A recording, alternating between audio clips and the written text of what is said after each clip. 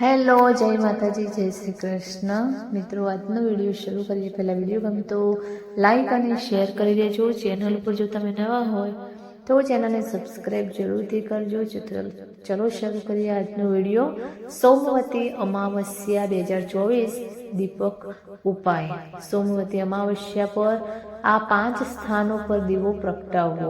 પૂર્વજો અને દેવી લક્ષ્મી થશે પ્રસન્ન. જાણો શુભ સમય. સોમવતી અમાવસ્યા 2024 દીપક ઉપાય. સોમવતી અમાવસ્યા 30મી ડિસેમ્બરે છે.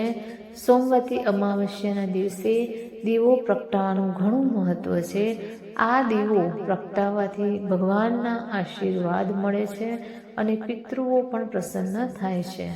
સોમવતી અમાવસ્યા પર કયા 5 સ્થાનો પર દીવા પ્રગટાવવા જોઈએ? દીવો પ્રગટાવવાનો શુભ સમય કયો છે? આ વર્ષે સોમવતી અમાવસ્યા 30મી ડિસેમ્બરે છે. આ પોષ અમાવસ્યા છે.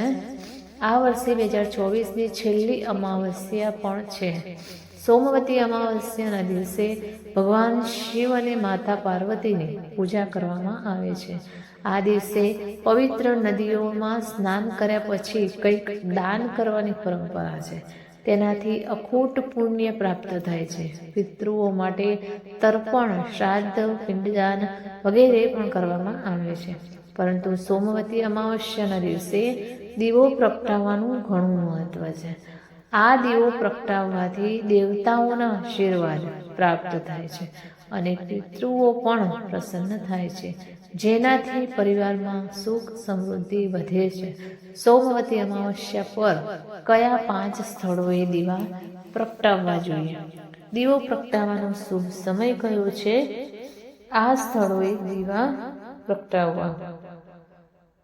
સોમવતી અમાવસ્યાના દિવસે તમારા ઘરના મુખ્ય દરવાજાની બહાર દેવી લક્ષ્મી માટે ઘીનો દીવો પ્રગટાવો. જો તમારી પાસે ઘી ના હોય તો સરસવ કે તલના તેલનો દીવો પ્રગટાવો.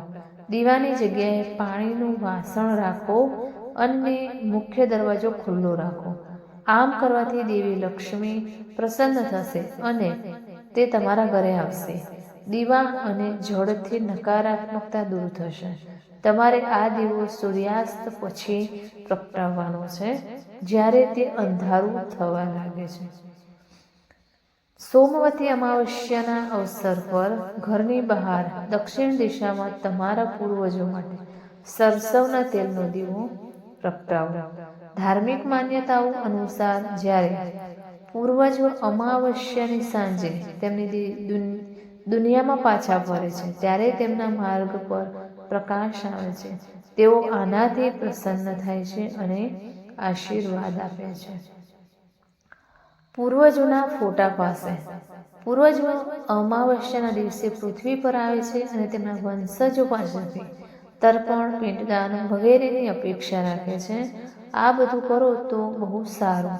આ સિવાય ઘરની દક્ષિણ દિશામાં જ્યાં તમારા પૂર્વજોની તસવીરો રાખવામાં આવી હોય ત્યાં દીવો પ્રગટાવો.